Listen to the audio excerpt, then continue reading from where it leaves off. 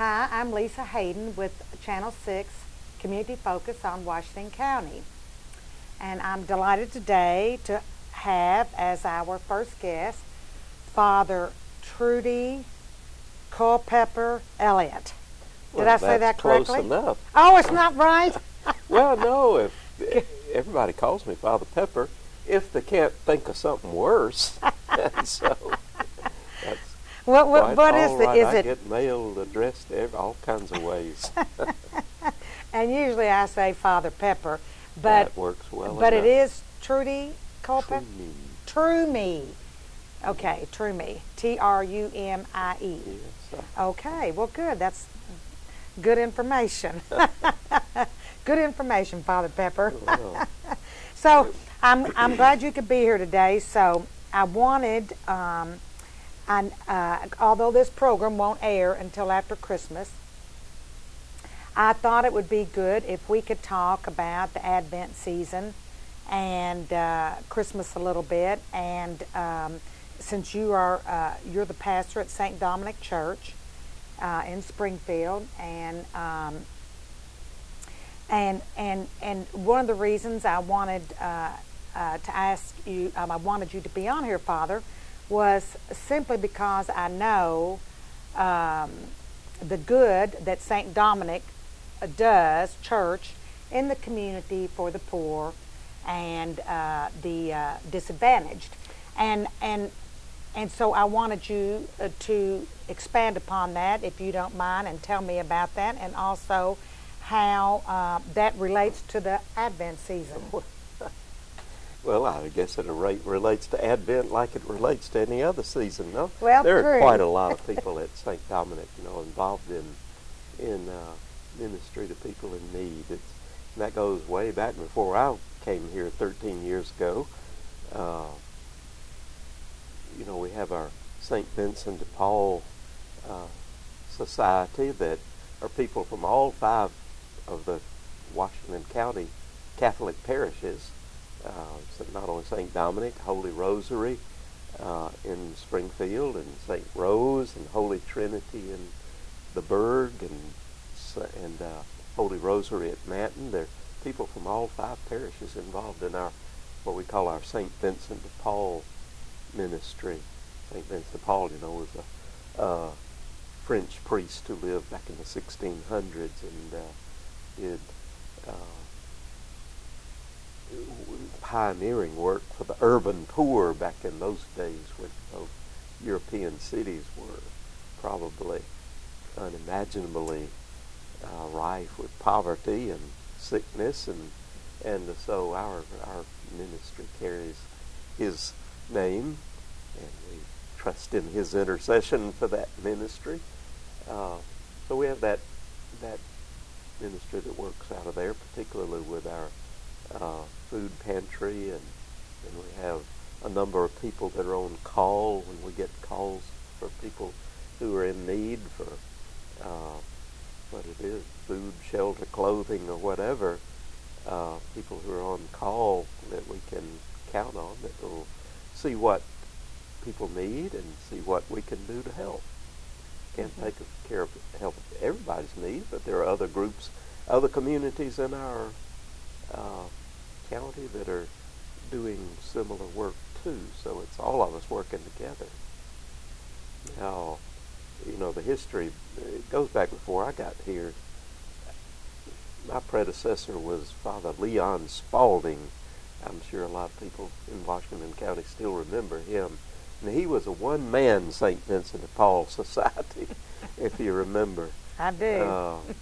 He gave himself to helping people in need. In fact, founded our Dominic's Closet. That's our second-hand store that helps us with what it costs to do that kind of ministry. Father Spalding had such a ministry going when he left, and I arrived a few months later. I'd been here only, I guess, 4 or 5 days, and word got out that the new priest was in town. And I guess that they thought it was going to be somebody like Father Spalding. And the next thing I knew, there were people lined up at the rectory door out to the sidewalk. I thought, my word, I could give away everything St. Dominic has and everybody else in about a week. And so we got together, our group of people that kind of reorganized the St. Dominic committee here, St. Vincent de Paul committee here, and especially with the leadership of Mary Ann Hale and other people like that. I can think of Terry Carrick-Clogue, Glenna Graves, Marion Mulligan down at St. Rose. Mary and Bob, her husband, were involved in that for many years. Others have been just wonderful to step up and keep that going.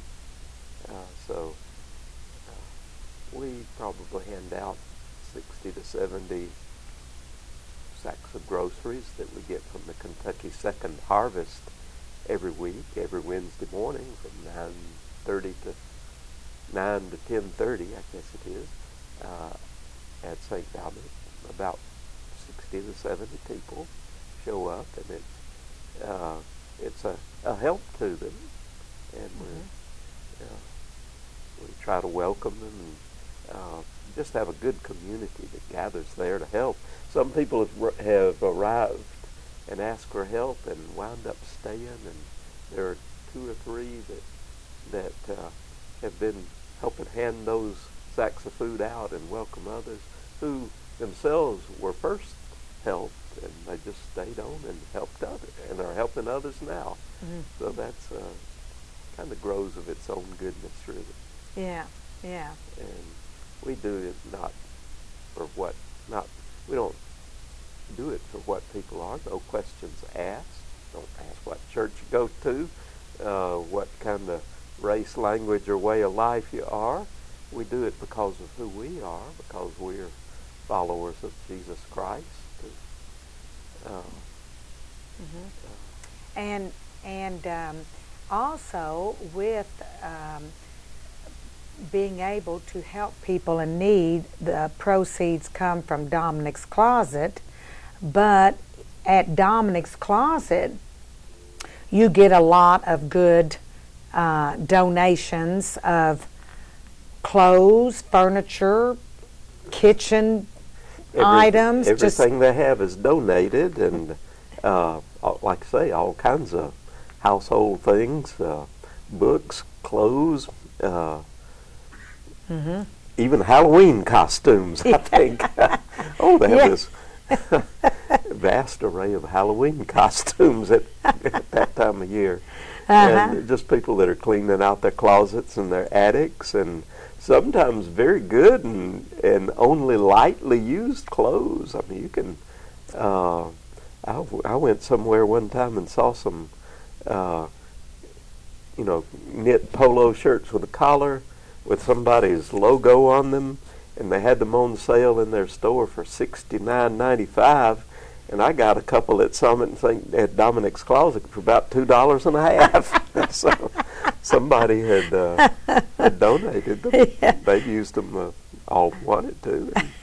Yeah, might have outgrown them, or might not have ever fit when they got them. Sometimes there's items down there that still have the tags on them. Yeah. Yeah. And like you say, you get a really good bargain down there. Yeah. And I'm always advising people when they clean out their closets, or if they're just downsizing or moving and need to get rid of things, they need to take them down to Dominic's Closet. And because even if they're closed, you can put them in that little receptor there in the side. And they check that often and take the donations inside, and really everything that's donated there, all the income from that goes to our ministry of charity. So, and that's for years now. That's been going on well over 20 years. Gosh, I can't believe it's been that long. Yeah. And so, let's see, I think the store's open on Monday, Wednesday, and Fridays. That's right. From 10 to 9 to 3, I do believe. Oh, is it? Maybe it's 10. I was thinking 10, but maybe 9 or 10 to 3 in the afternoon. Monday, Wednesday, and Friday. Monday, Wednesday, and Friday, and that's located on Ballard Street. The corner of Ballard Street and Doctor Street. Yeah. Doctor Street. So, and of course, and people that bring their items there, you can even get a tax deduction for donations, can't you? Yes.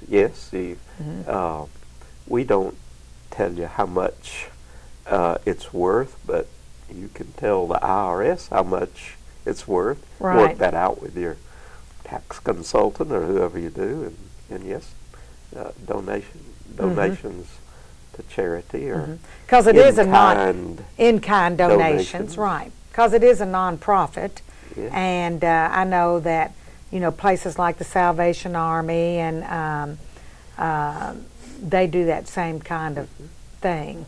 So so if people need to get rid of something big that might have some value, they could donate it to Dominic's Closet, and We'd maybe be glad to give you a letter that says we thank you and that you receive no goods or services in exchange for this donation, and so you can use that as a as a tax write-off or whatever you call it, deduction. Well, I guess as a charitable donation, perhaps. I think maybe that's how it works.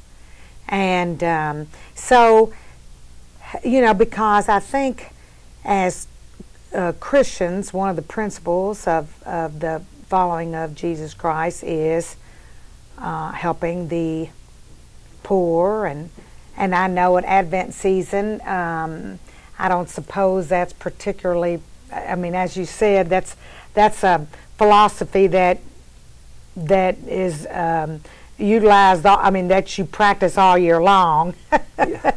But as you know, at Christmas time, people are always giving gifts. There are people. I'm just always in amazement at the goodness of people around here that sometimes you wouldn't see ordinarily. I mean, they don't as Jesus said, they don't blow a trumpet before they put their alms in the collection, but how generous people are, and that comes out at this time of year. I had a family just not last night ask. They felt like they'd been very blessed this year, and just wanted to know if I knew of anyone that they could help this Christmas, another family in need, and so this time of year just brings people's goodness out. That's in their hearts, and that it really is. It's awesome, you might say, of what goodness there is in people around here in Washington County. Right, right. That's very true. And on the Channel 6 program, we've had other ministries here and churches, and I'm always amazed and impressed by the generosity and the spirit and volunteer spirit of those people that work or that do volunteer work at the churches. And I mean, for example, at Thanksgiving, St. Dominic had the Thanksgiving dinner for, gosh, I don't know how many years we did that, and now I know that there's a family that's kind of taken that over, and I helped them load plates with dressing that day. They had an assembly line going and delivered probably well over 100 different Thanksgiving meals to a number of people in our community. Right. So, and not just members of St. Dominic either. Oh, I mean, no. it doesn't make any difference. The schools, the public schools here, the community organizations. Yeah. It's just a lot of goodness. Yeah. Goes on here. And as you said, they don't ask what religious affiliation you are, or what if you even practice a religion. You know, none of those are requirements for getting assistance. No, my Lord, there's one fellow that comes to help us every week. Claims to be an atheist. I don't believe he really is, but he's there every week helping other people. Helping to distribute food. There's goodness in all kinds of people. Mm-hmm. And Father, with the Advent season, of course, we're preparing for the way within the Christian religion. But here's what I love about Christmas. It's not just Christians who are preparing for the birth of Jesus Christ at Christmas, but you have all kinds of religious. You have all kinds of people that celebrate Christmas that are not Christians, simply for the holiday and the spirit of it all. Well, that's wonderful. I mean, it's one part of our culture, and we have particular ways of celebrating it here in the United States and among our English-speaking culture. Other countries have other different flavors of the way to celebrate Christmas. Mm-hmm. If you went to Germany or Mexico, you'd find it celebrated in ways that you might say have a different flavor, but it's the same mystery that we're celebrating. And what we do, just about all Christians celebrate Christmas and Easter for various lengths of time. We in our tradition, we celebrate the whole cycle we call Advent and Christmas. And then later on in the spring, we celebrate Lent and Easter, 40 days of fasting and 50 days of feasting. And those two celebrations, Christmas and Easter, really celebrate the two incredible things that we Christians believe. Christians, believe two things that I guess nobody else believes. We believe first that God became a human being in what we call the mystery of the incarnation that you read about, in the second chapter of the Gospel of Luke, when the angel Gabriel visited Mary and declared her that she would be hovered over by the Holy Spirit and conceive a child, that God became a human being. Not many people believe that, but we do. Mm-hmm. And that man, that human being, died and rose from the dead.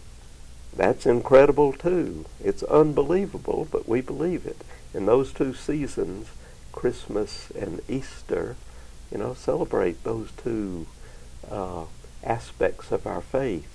How God came in our need and our poverty so that we might share in what we call the riches of the kingdom of heaven.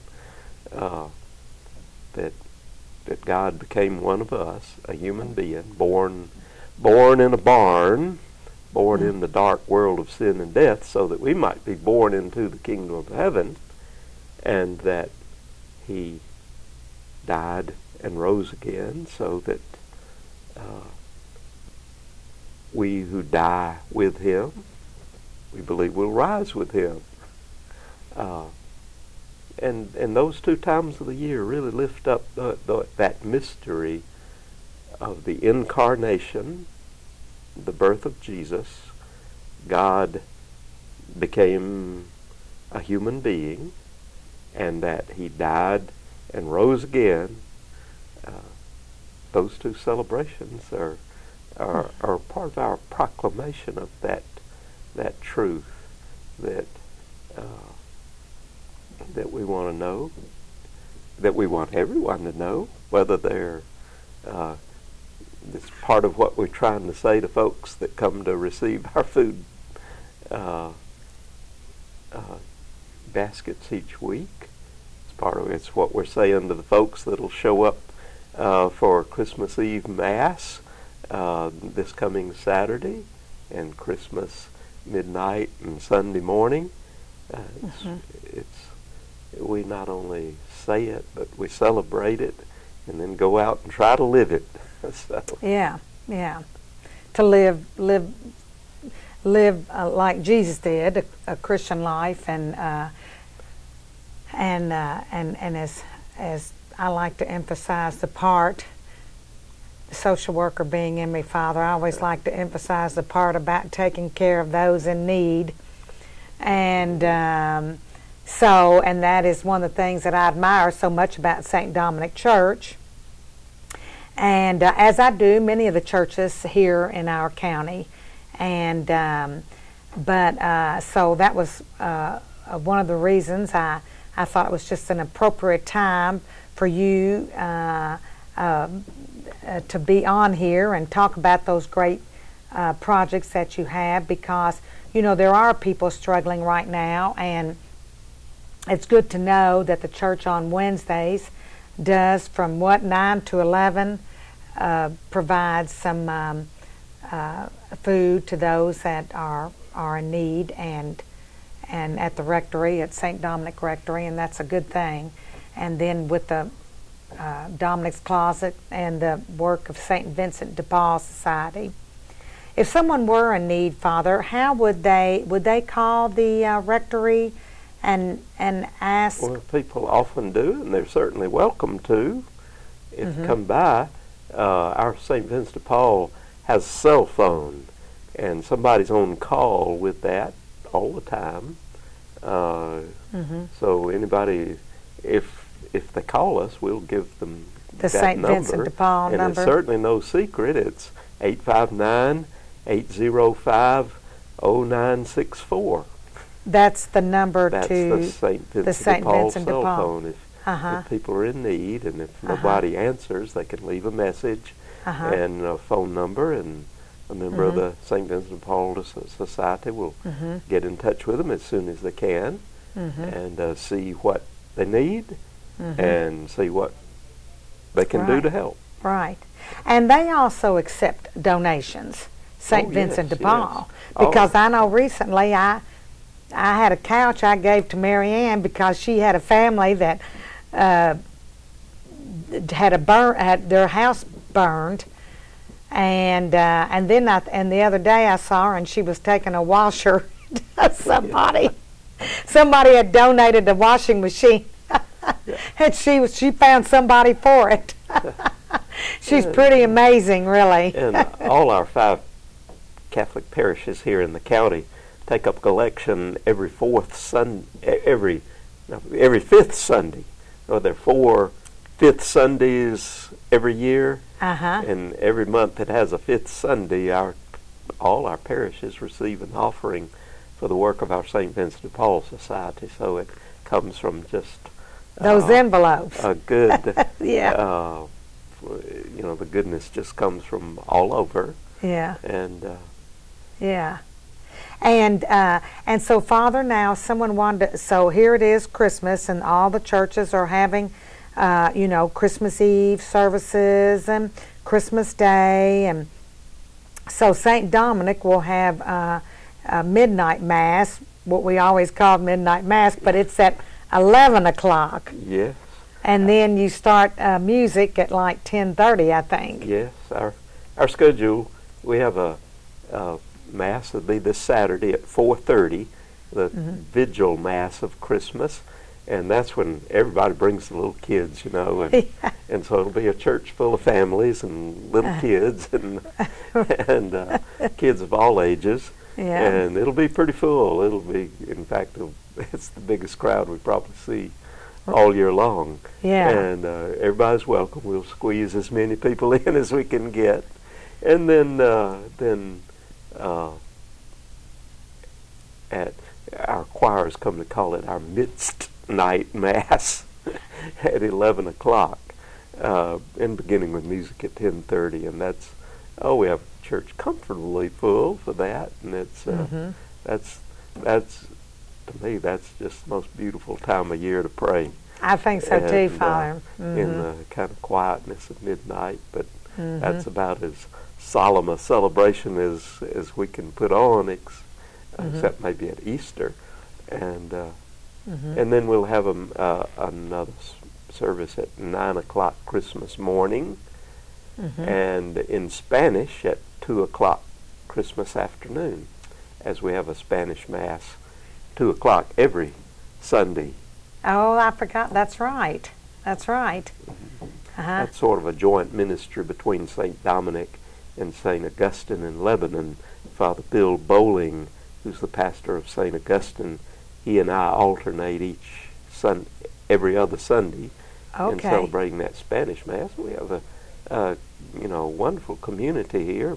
Some have been here for many years, and about half our community of Spanish speakers come from Marion County, about half from Washington, half from Marion County. So the Mass is at St. Dominic every Sunday at 2, the Spanish Mass. Yes.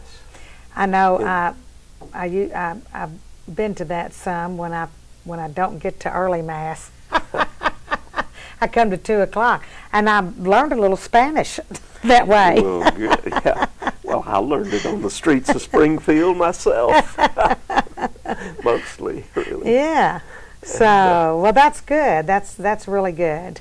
And I want to thank you for being here today, Father. This is quite wonderful, Lisa. Thank you. I appreciate everything you do for St. Dominic, and I want to wish you a Merry Christmas. Well, Merry Christmas to you. Hope you have the best one ever in this good year, this new year, 2017. May the good Lord give you and everybody who's listening to us on Channel 6 and to Gary White. May the good Lord give you a better blessing every day of the new year, a better blessing every day than the one He gave you the day before. Sounds good to me, Father. Thank you. God bless, and Merry Christmas. Merry Happy Christmas. New Year.